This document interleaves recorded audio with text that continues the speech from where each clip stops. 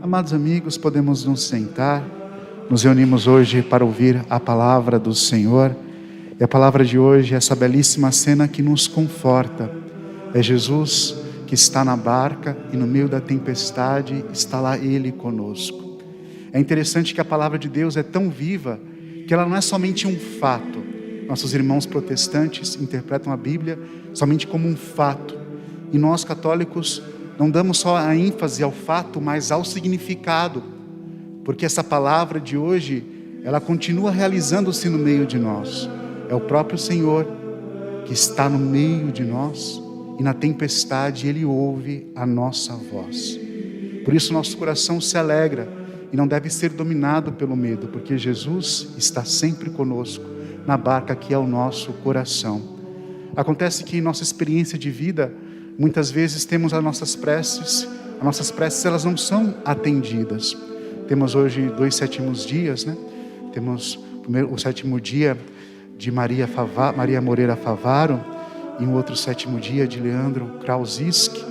A Maria já foi com idade avançada, ela chegou a conhecer os seus netos, e o Leandro, Deus quis levar ele de maneira jovem, o sobrinho da dona Elma, morreu com 24 anos. E certamente esses familiares pediram a Deus, né, pela salvação, pela cura, para que Deus pudesse livrá-los da morte.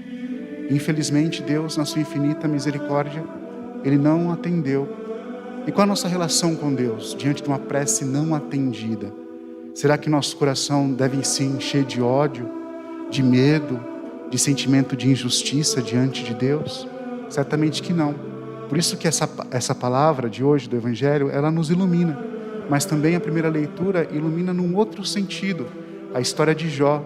E a primeira leitura é esse finalzinho, onde Deus coloca-se na presença de Jó. Acho que todos vocês conhecem mais ou menos o enredo. E Jó perde tudo. E os amigos começam a se aproximar, e os amigos começam a julgá-lo. Olha, você perdeu tudo porque você fez isso, aquilo, outro. Então é sempre uma pessoa que se põe como um juiz.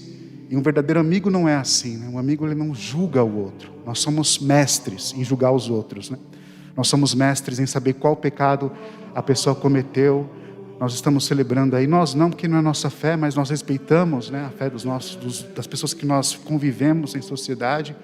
Mas é o mês do orgulho, e a gente usa muito da palavra para poder condenar as pessoas, né? E esquecemos que a palavra condena mais a gente que está dentro. E Jesus fala, né? Olha, não julgueis o cisco no olho do teu irmão, antes olha a trave que está no teu olho. Paulo condena um monte de coisas. Paulo condena a nossa mesquinhez, nosso egoísmo, nossa ganância. Mas a gente só lembra que Paulo condenou uma vez ou outra os afeminados. Então, antes de usar a palavra para condenar, como fizeram os amigos, os 3 primeiros amigos de Jó, a palavra serve para nos consolar, nos fortalecer. 3 amigos deixaram Jó para baixo, culpando, julgando. E o último amigo, Eliúde, veio trazer uma palavra de conforto, uma palavra de um Deus que o ama profundamente. E por fim, o último amigo de Jó é Deus. E Deus aparece diante de Jó, e Jó, que perdeu tudo, sua família, perdeu os seus bens, o seu gado. Jó se coloca na postura de raiva, de cobrança de Deus. E o começo da leitura de hoje fala assim: da tempestade Deus disse, da confusão, daquela confusão de sentimentos, de raiva que podemos ter diante de uma prece não atendida. E ele lembra algo que é essencial para nós. Deus fala para Jó: eu sou Deus. E resumindo, eu faço o que eu quero. Sou eu que ordeno as coisas do céu, da terra, sou eu que ordeno os animais. Eu sou e eu faço. E a gente esquece que Deus, Ele faz aquilo que Ele quer. Uma prece não atendida é porque Deus assim o quis. Louvado seja Deus por isso. Aprender a aceitar esse poder de Deus é aquilo que Jesus faz. No sermão, no Getsemane, Ele chora, né? Soa sangue e pede: Pai, se possível, afasta-te de mim este cálice, mas o cálice não foi afastado porque Deus tinha um plano muito maior. Ou como o nosso mestre Jesus nos ensinou: fazei a vossa vontade. Mas sempre condicionamos Deus a fazer a nossa vontade. Por isso que diante das dificuldades da vida, das provações, dos nãos que Deus nos dá, devemos sempre dobrar nossos joelhos, porque somos filhos mimados. Quando eu era criança, meu pai sempre trabalhou com lanchonete, até hoje trabalha com lanchonete. A gente era criança, a gente queria ir no McDonald's. E meu pai sempre, quando possível, levava a gente no McDonald's. E é engraçado, né? Se você tem um pai que é comerciante, por que você vai querer ir no McDonald's? E meu pai, na sua bondade, querendo agradar os seus filhos, levava a gente durante um tempo para o McDonald's. Mas é engraçado que a nossa vida é assim, né? A gente tem tudo aquilo que a gente precisa, mas a gente sempre quer algo do outro. E a gente tem que saber reconhecer que na nossa vida, a nossa história, nas mortes, no desemprego, nas preces não atendidas, é o poder de Deus. É assim que Deus quer. E diante dessa vontade, a gente dobra a nossa cabeça e fala: seja feita a tua vontade. Por isso nosso coração não pode se entristecer, porque mesmo nos sentindo injustiçados por uma perda de uma mãe, de uma avó, ou de um jovem de 24 anos, o que nos consola é que isso é a vontade de Deus. E a Regina postou no grupo da paróquia um texto muito bonito, que diz o seguinte sobre essa experiência de prece não atendida.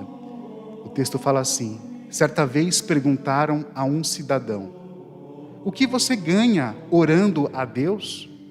O cidadão respondeu: geralmente eu não ganho nada, mas sim perco coisas. E ele citou tudo o que perdeu orando a Deus. Perdi a minha raiva, meu orgulho, minha ganância, minha inveja, perdi a luxúria, perdi o egoísmo, perdi o prazer de mentir, perdi o gosto pelo pecado, perdi os desejos da carne, perdi a impaciência, o desespero e o desânimo.